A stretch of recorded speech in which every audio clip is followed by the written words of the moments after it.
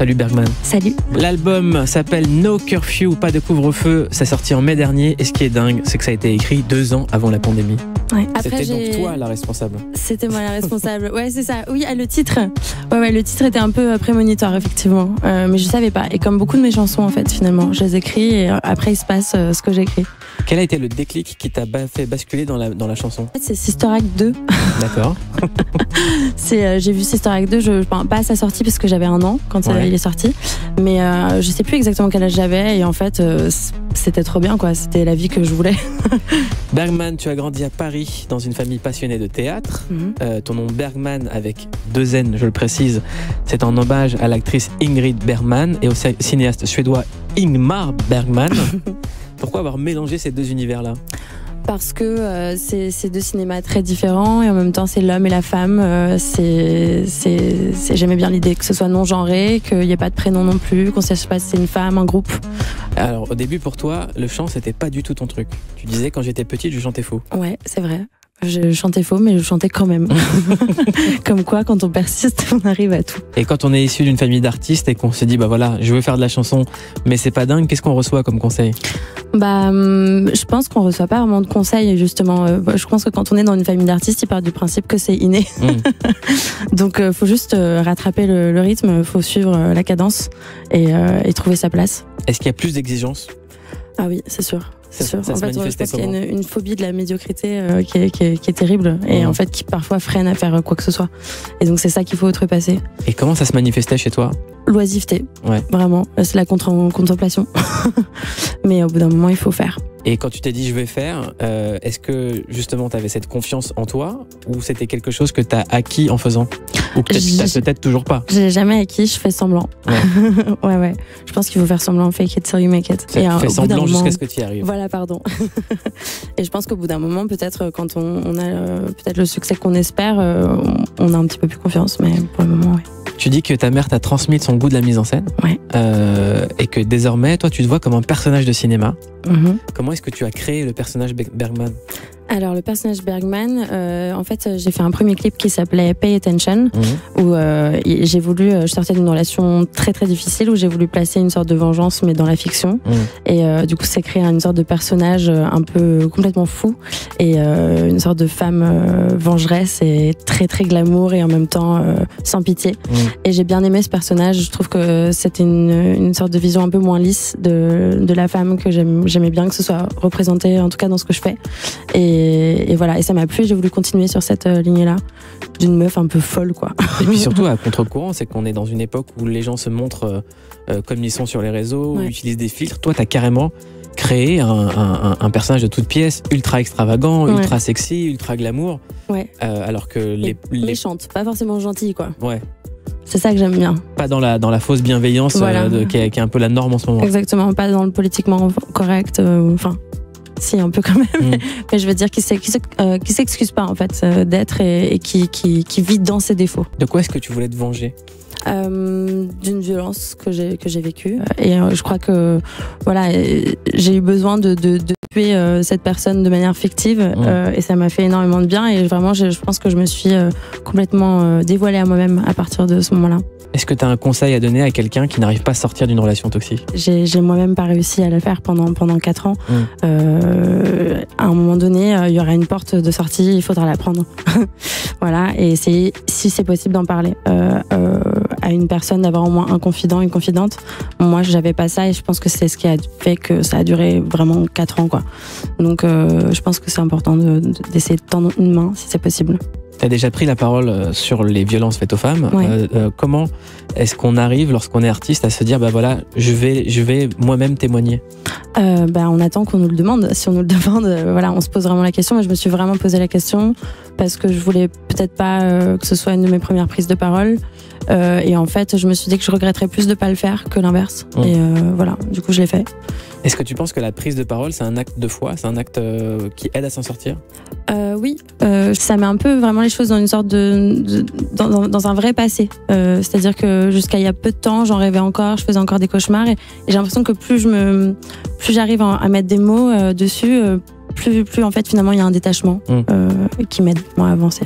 Est-ce que le fait d'avoir créé ce personnage t'a permis de sortir de cette relation? Complètement. Ouais. Complètement. En fait, non, le personnage est arrivé après. Mais je pense que les chansons sont arrivées pendant. Donc en fait, tout était vraiment lié, quoi. Et les chansons m'ont beaucoup aidé et le personnage m'a aidé ensuite pour guérir, en fait. Pourquoi est-ce qu'on a autant de mal à l'écouter? Parce qu'en fait, je pense qu'il y a un gros problème même dans le choix des mots dans les médias, quand souvent on dit crime passionnel, enfin ce genre de choses, il y a toujours une sorte de mythe autour de l'amour, autour du bad boy, autour de choses comme ça qui sont des sortes de dessins qui sont complètement romantisés finalement et qui n'ont rien à faire dans quelque chose de criminel en fait. Et je pense que c'est ça qu'il faut déjà déconstruire et qu'il faut surtout qu'il y ait de la vraie justice et que la justice aille vite. Et qu'on remette pas en question la parole des femmes. En tout cas, tu as la musique, ce personnage Bergman qui est tout simplement fascinant. Moi, j'ai eu la chance de te découvrir sur les réseaux, de voir ta musique, et à chaque fois, je trouve que la production est exceptionnelle. Je te prends la tête sur les clips.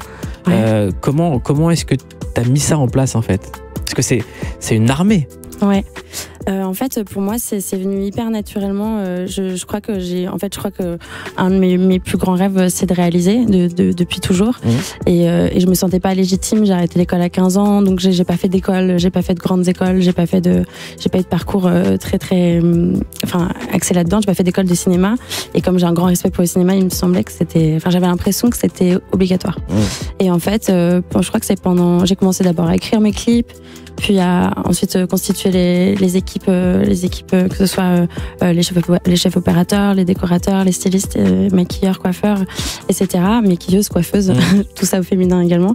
Et en fait, au bout d'un moment, je me suis dit, mais en fait, qu'est-ce qui m'arrête?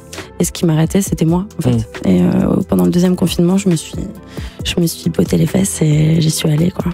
Quel a été le déclic qui t'a fait basculer dans la chanson? J'ai vu Sister Act 2, pas à sa sortie parce que j'avais 1 an quand il est sorti, mais je sais plus exactement quel âge j'avais et en fait c'était trop bien, quoi. C'était la vie que je voulais. Sister Act 1 ou Sister Act 2, on préfère lequel? Moi le 2 personnellement. C'est avec les enfants. Bah oui, on est tous tombés amoureux d'elle, je pense. Lauryn Hill, c'est qui pour toi? C'est vraiment le début de beaucoup de choses pour moi. C'était l'inaccessible parce que elle a une voix incroyable et en même temps il y a une vidéo de Lauryn Hill qui a 14 ans et qui fait un concours de chant, qui se fait huer par des idiots évidemment, mais moi je me dis comment est-ce qu'on se relève de ça? Non seulement elle s'est relevée de ça, mais elle est devenue Lauryn Hill, quoi. Et donc je trouve que c'est une sorte d'espoir, cette meuf, je la trouve incroyable, quoi. Donc et puis sa voix, tout m'a donné envie. Et elle est incroyable. Moi je tiens à profiter de cette occasion pour remercier DJ Snake qui m'a fait passer une journée avec Lauryn Hill où on a tapé des barres de rire et c'était juste incroyable. Et à la fin elle est montée sur scène à Coachella pour dire 1, 2, 3, viva l'Algérie. Et ça c'était... Il n'y a que DJ Snake qui peut faire dire à Lauryn Hill dédicace à l'Algérie. Ça, c'est incroyable. Est-ce que maintenant tu te sens adulte, Bergman? Non, pas du tout. Je refuse. Pourquoi? C'est quoi un adulte? Pourquoi? Je sais pas, mais je pense qu'il y a beaucoup trop de sérieux dans ce mot. Je préfère être sage, m'assagir à certains endroits et rester une enfant dans l'âme et non pas une adolescente. Je préfère, arrêter d'être une adolescente. Ça me plaît. Mais il y a rien de mal à être sortir enfant. de l'adolescence pour retourner en enfance. Exactement. C'est ça le chemin. Exactement. En 2 mots, pourquoi t'as choisi ce morceau? Parce que donc déjà Anna c'est quelqu'un que j'aime beaucoup, mais au-delà de ça, j'ai l'impression que en tout cas dans ma nouvelle page musicale, je tends un peu à ce qu'elle fait elle. Donc vraiment je l'admire musicalement. Et voilà, et je suis très fière de ce qu'elle a sorti, je trouve ça très beau. T'es Juliette Armanet choisie par Bergman. Moi j'aimerais bien qu'il y ait un morceau entre vous deux quand même. J'adorerais, mais moi en fait elle fait beaucoup de bien à la jeune ingénue en moi. Pourquoi? Parce que je sais pas, elle me fait du bien, quoi. J'ai l'impression qu'elle met du miel dans mon cœur. C'est trop bien. C'est un peu la Christophe féminine, je trouve aussi. Et si vous faites un morceau ensemble, vous l'appelez Miel Pop. Qu'est-ce qui va se passer en 2022 pour toi? Alors, c'est quoi la suite? Du coup, beaucoup plus de chansons en français. Ouais. Il y en a que 2 là dans l'album parce que je les ai écrites un peu au dernier moment. Mais c'est quand même une grosse découverte pour moi. Donc plus de chansons en français, beaucoup de collaborations, j'espère des nouveaux clips et voilà, et des concerts, pitié. On espère en tout cas que tu reviendras dans Verveine Underground. C'était ta première fois à la radio? C'était ma première radio. Je suis ultra fier que ce soit toi. Merci beaucoup. Et que tu sois chez nous. Merci, je suis hyper ravie. Et je te souhaite le meilleur pour cette année.